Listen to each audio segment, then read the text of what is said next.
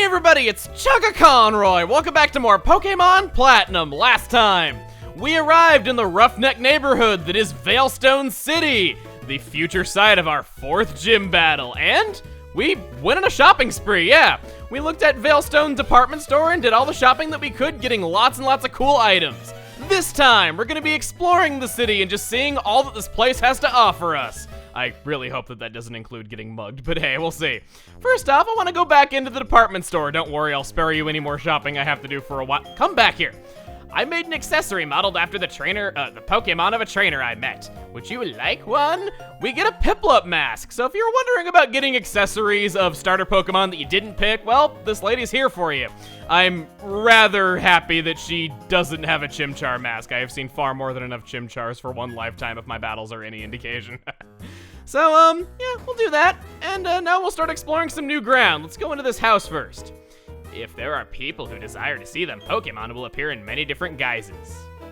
I guess that means I desire to see a Baneri right now. Who would have guessed with how I spoke of it back in Eterna Forest? A myth says that Mount Coronet parted Sinnoh into halves. Seeing the Pokemon Shellos makes me think maybe the myth is real. Got a little bit of mythos right there, a little bit of how Mount Coronet fits into everything. We've heard a little bit about it before, but we didn't come to Veilstone City and go to all these houses to hear some cool stuff. We came here to get some cool stuff, so let's do just that. You're a trainer, aren't you? You see, there's this Pokemon I'd like someone to look after. It's a Pokemon called Porygon. I found it near Team Galactic's building. I'm no trainer, so you can take it off my hands? Indeed we can. You can see Porygon in a few trainer battles later on, but it's honestly easiest to just see it right here by getting one for free from this guy. Porygon is a really interesting Pokemon, and I'd like to go over it in just a minute. We'll wait a little bit on that, but I did want to show that it's here. There's thorny things in the buildings, the way it moves meaninglessly. I don't understand their idea of awesomely fashionable at all.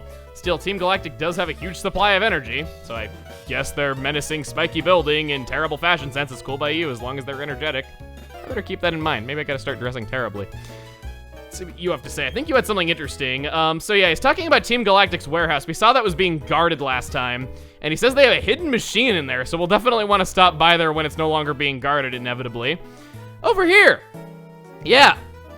Galactic Veilstone building. So I guess now we can kind of see why this area is so shady. It is the headquarters of Team Galactic. So we can go in here. We can just kind of see what sort of place this is. Sorry, this is the Galactic Veilstone building. Cosmic energy for the win! Wouldn't it be wonderful if we could harness that boundless energy?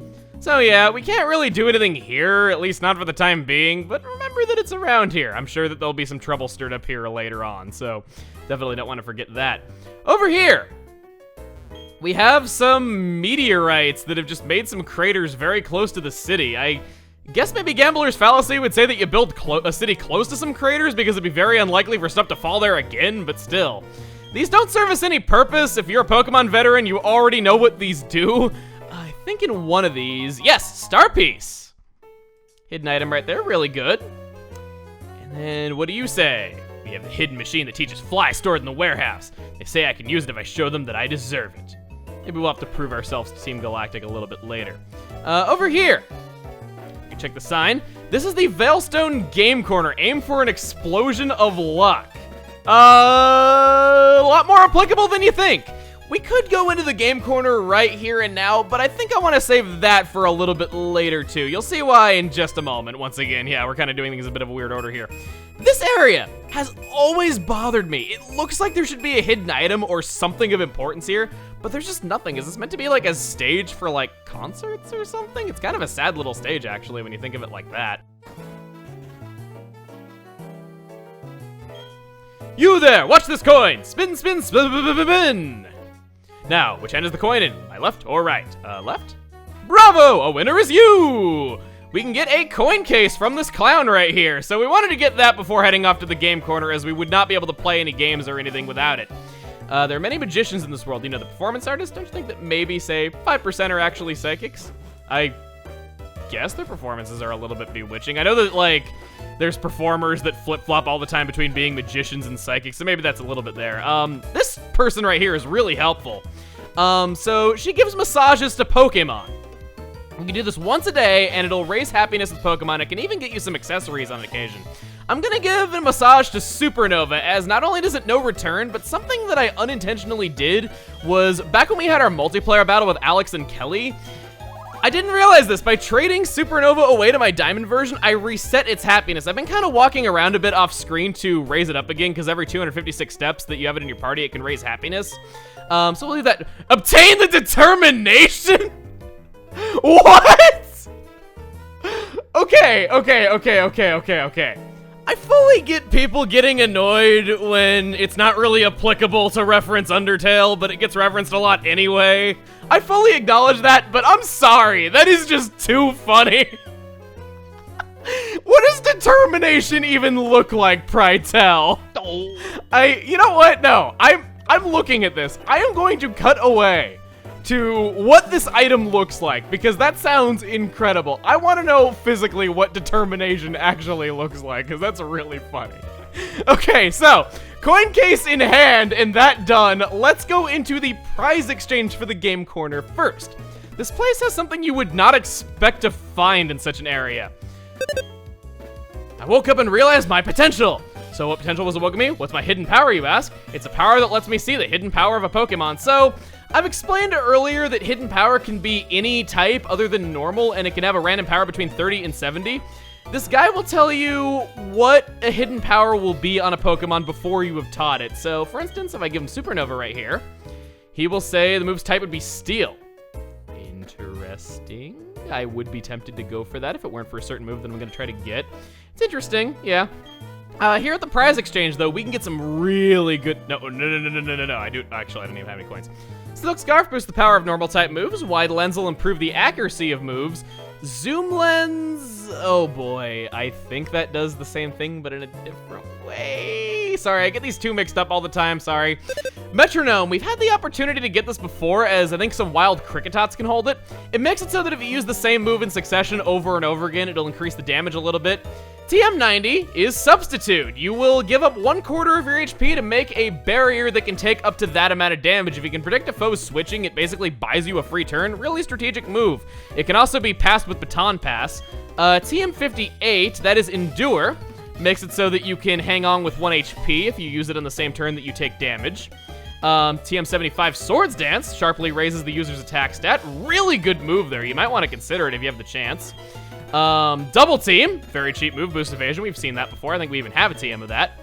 Rest will heal any status conditions, restore you up to full health, but it inflicts you with sleep for 3 turns. Really good with the Chesto Berry, of course. U-Turn makes it so that you will do bug-type damage and then return to your Pokeball after doing so, allowing you to switch within the same turn. Actually, one of my favorite moves in the game. I like it a lot. Hidden Power, we've already seen that, and we just went over it. It's kind of random that the guy is in here, but I guess it's kind of convenient.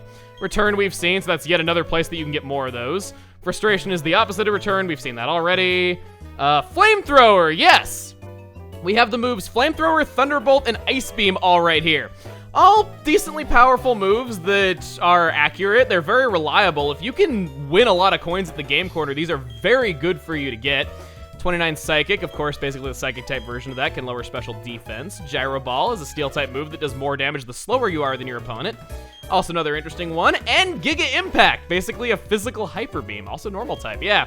So we have a lot more moves that we can learn here. This place is just crawling with TMs. I know that was a bit long-winded and everything, but I did want to go over the prizes before we actually went into the game corner. So let's do this. I want to buy some game coins. I'll buy the 50 coins. I think that'd be a pretty nice safe number. If I'm not mistaken, talking to NPCs like in any Pokemon game can get you some coins. Let's see. Winning a 10 a day. Oh.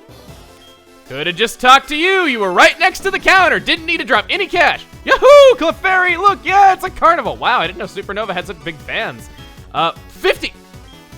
Wow, I am a fool for buying coins. I knew the NPCs would give me some, but I didn't think that many. Okay. Interesting.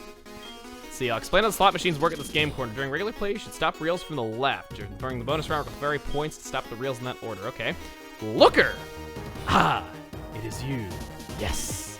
Examine, if you will, the reels. The Team Galactic logo is here. Further investigation is needed, and I'm just the man to do it. Also, where the masses gather, so too does information. Ah, my streak is broken! So, this is kind of nice. I don't really think there's anything else. Nothing's going my way today. Your trainer to battle the gym leader. She has my daughter. She's kind of tough. Okay. Well, we'll deal with that in just a moment. I'll play a few rounds of the slots right here, just to kind of see if I can get a bit of a streak going. So you press X to insert coins. You can insert up to 3 coins, and depending on that, you can win either horizontally in the middle, horizontally on the top and bottom reels, or diagonally if you use all 3. So, yeah, it's kind of the same as how slots have worked before in the Pokemon series. We'll just kind of do this. See if maybe I can line something up. I am no good at this. People swear it's a timing game, but I'm awful at it. I really am. I don't know. Maybe I'm just not patient enough, or I just don't have the coordination, though. But I've known people that can win so much stuff on this. Oh, what? Shiny Clefairy! What? Just as soon as I say I'm complete ass at this. Wow, this game is really out to cheer me up today. Okay, so maybe it's not that rare. But anyway, the way that the slots work in this game is very different from anything I've ever seen before. It's not really random so much as it is weighted against you sometimes, weighted in your favor other times. So, whenever a Pokeball appears on the bottom screen, sometimes a Clefairy will pop out of it. I have no idea what decides this. Sources on the internet about the Veilstone Game Corner are very inconsistent. I get the feeling not many people have really looked into it, because some sources say that you're trying to match 3. Other sources say that you're trying to match Moonstones. I've had times where I matched nothing and had no Moonstones on any of the reels, yet a Clefairy still popped out, so I don't know. The Clefairy that pops out can be shiny, which is the best, a normal Clefairy, which is moderate, or a Ditto that is transformed into a Clefairy, which is the worst. Yes, with Ditto not even being in the Sinnoh Dex, that is what happens. It's weird. What you're trying to do is what I've just done right here. Get a jackpot match after Clefairy has appeared. Clefairy makes the reel sticky, so it's a lot easier to do that. I've matched 3 G symbols, so that's good. And basically now, I am just going to follow Clefairy's directions. It'll do the metronome, and if it points to the right, I want to hit A, points to the middle, I want to hit B, points to the left, I want to hit Y. I'm not exactly sure why it points up for B, but maybe it just didn't want to look like a crotch grabber or something. I don't know. Every time I do this, I am guaranteed to get 3 replays. I also get 15 coins for this, which replay normally doesn't give any coins. You have to follow Clefairy's directions during this if you want any money. Does not matter if you match 3 replays on your own, does not matter if you get 3 7s, none of that matters. Straight up, if you don't follow Clefairy's directions, no coins for you. Clefairy really does have us wrapped around its little, waggle fingers. In addition to that moon above Clefairy, you do not want to follow its instructions while the moon is red. Again, I haven't really been able to find many sources that say that this is explicitly a bad thing, but the NPCs around Veilstone Game Corner do. Seriously, it's really odd for such a deep, like, gambling minigame. You'd think there would be more stuff out there, though, but a lot of, like, sites that I've looked at, even really reputable ones, contradict one another on it. Heck, I've seen some sources claim that mixing records increases your chances of winning here, yet they cite nothing, they are not specific, and some sites don't even mention that at all. It's really strange, but anyway. Once you've gotten to the end of your 15 spins on the bonus round, something special might happen. Let's see. Yes, I move on to round 2. Okay.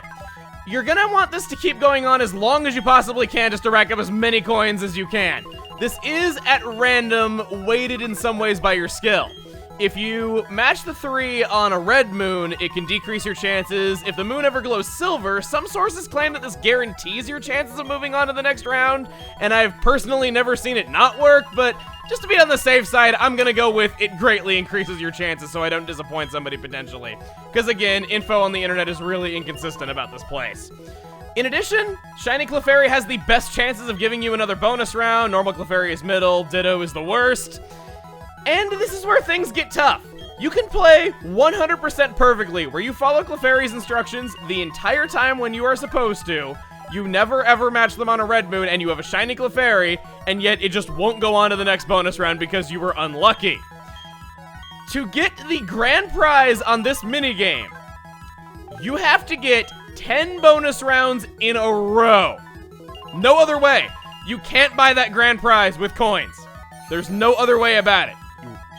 You have to get 10 bonus rounds. I'm gonna be here for a while, and I'll be right back. Only 2? Really? Well, that kind of stinks. Oh, great. ball. Okay. Let's see if we can match this. No, didn't get anything. Got 3 replay. Oh, another shiny!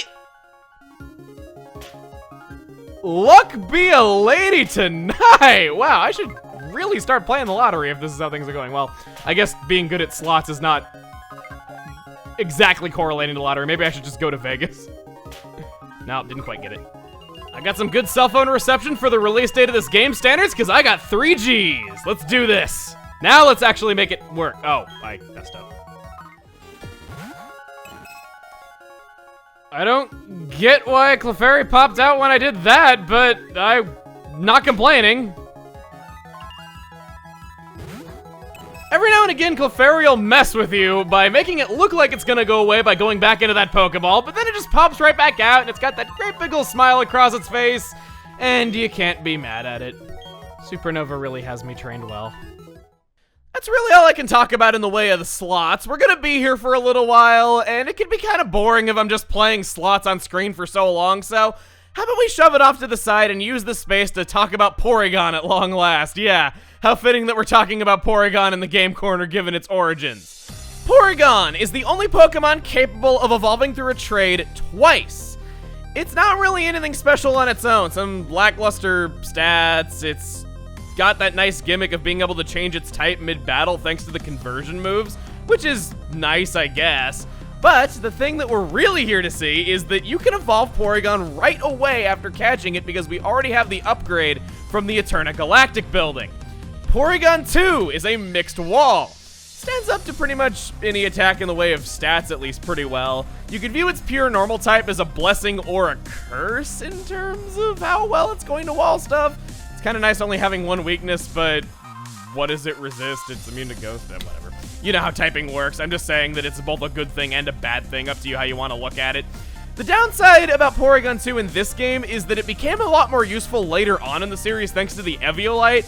Didn't exist in 4th generation, so you can't do that yet, but it's a fairly good wall. If you're looking for a more defensive Pokemon and you want one that can learn a lot of different moves, then this is definitely for you. What I've been really excited to talk about, though, is that if you trade it again after getting the dubious disc, which unfortunately we're still a ways off from getting, you can get the all-new Porygon Z! Well, all new by 2007 standards, but who's counting? Porygon Z gets rid of some of those defenses that Porygon 2 had in favor of special attack and speed. That's why I wanted to give Porygon 2 its own bio, is that as a tank, this is very much not. But that's not a bad thing. Porygon Z has a higher stat total than Porygon 2, and I gotta say, I think it works very well as a special sweeper. It really does. Both of its abilities are really nice for it, so it's really up to you what you want. I think adaptability is better for multiplayer, but I would not blame you at all for wanting download in single player, for instance. There's the fact that it's another one of those Pokemon where there's legitimate advantages to not evolving it all the way, so it's really up to personal taste how you want to raise it. There's the fact that it learns all kinds of great TM moves for special attacking, and they knew what they were doing. They gave us Porygon in Veilstone City for free. Veilstone City, I cannot imagine a place in Sinnoh that has more wonderful special attacking TMs that you can get all in one place. It's amazing. Heck, I considered using this on my team for a little while before settling on using Clefairy for my normal type. The only reason I didn't is what I said before, that you don't get the dubious disc for a while, so it really wouldn't get much time to see use. But yeah, maybe you could even have a tank on your team for a while, and then when you find a more defensive Pokemon, you could then just evolve up into Porygon Z. It's just really, really great. All in all, really good. I can recommend both of Porygon's evolutions for completely different reasons. A week. That's 7 days that took of on and off attempts whenever I happen to have the time to do it. And for what? For what? Some text boxes, because I'm not going to use this TM. The things I do to get footage of everything. TM64 Explosion! The wordplay on the sign outside finally comes full circle. Please keep playing the slots for another explosion of good luck, she says. That is misleading text if I've ever seen it. I have a story about this TM. Back when Diamond was new, I played these slots for a good couple of weeks, trying to get to 10 bonus rounds. I was the first of my friends to do it. And when I finally got that TM, I had a friend who was a fellow competitive player ask me, hey, would you be willing to trade that to me for something? And I'm like, sure, why not? I can always play the slots again to get another one, considering that she said that. No! 1 per save file! You can't get another one without restarting! That is bad text. I'm sorry, I've earned this rant. I've been wanting to tell that story for like 8 years now. Sorry, just really needed to get that off my chest. Well, on a brighter note, if we are going to spend a week of our lives getting 18,000 coins, we might as well put them to good use. Yeah, I think I'm going to buy TM24 Thunderbolt and waste half of my earnings. Okay, no, don't think of it like that. Think positively. I've realized that as it stands right now with no electric type moves or anything remotely close to the sort, I would be screwed with my current team if we went up against a Gyarados, and we're going to be fighting some of those in the pretty darn near future. Scythe can learn this, no point doing that considering it's going to become a physical attacker soon, but I might as well teach this to Supernova. Gotta love the diverse move pool of normal types. I have no need for Magical Leaf. We have 3 Pokemon out of 4 on our team knowing grass type moves. I don't need that, I can just teach it to you. There we go. Perceived hole in the team filled without even needing to get a new member. I like it. With that done, though, I think I want to head back to the Galactic building, because I realized after I had gone and tried playing the slots, there were some things around here that I didn't get. If you go into this right door, there's this seemingly pointless room. You can't use this, and you can read about Team Galactic stroking their own ego. If you read the stuff every morning after a not-so-good night's sleep, I'm sure you would believe this kind of stuff, too. Well, want to check this box? You can get a P-Up. Excellent item. There's many great TMs around here for sale, and if you so can't afford one, then you can at least sell that. This way, they play with perspective a little bit. They are rather sneaky. There's a rare candy right around this area. Definitely want to pick that up. Can never be a bad thing to do. Unless you're speedrunning and the route says that you want to be, like, not a certain level. I don't know. Well, that is everything there is to do in Veilstone City, aside from the gym. And aside from maybe any other hidden items that I personally don't know about, but you know the drill, those will probably be in the end slate.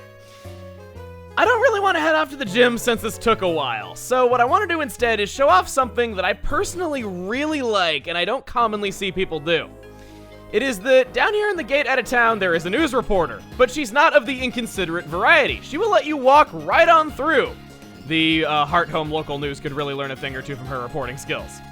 We're down here south of Veilstone. Nothing is stopping us. That guy is a trainer. He's not going to stop you from going south either. If I may show my town map, as of right now, without beating the gym leader, you can go all throughout these routes, go on to Pastoria City, and even go on to the routes beyond that. You cannot challenge the gyms out of order, but this is still a boon of Pokemon that you can get. There are a lot of encounters along these routes, and even in Pastoria City itself. If you feel inadequate for another gym battle, like you need to level up, there's tons of trainers. Or if you just want another team member, there's plenty of great Pokemon that you can catch. Normally, I would give Pokemon bios as soon as we can encounter them, but in this case, there would be just simply too many and we'd probably be here for an hour. So instead, I want to flash on screen the sidebars for every location that you can currently access and all the encounters within them. If you don't want spoilers, if you don't want to see what Pokemon are coming up or what the locations are going to be like, then you can skip to the timestamp shown on screen right now. I will give you 3 seconds to do so. 1, 2, 3. There we go. So this isn't really anything unusual for the series as a whole. It's definitely not like Red and Blue where you can go through pretty much all of Kanto once you've gotten past the rock tunnel if you really know your way around well enough. But it's still pretty darn cool that you can do this and go to another town, go to all those routes, see all these Pokemon. It's something that you could really take advantage of if you just don't really feel like that you could take on the next gym. All that being said, however, I think that's going to be a good place to stop. Next time on Pokemon Platinum, we head to Veilstone Gym. See you guys then.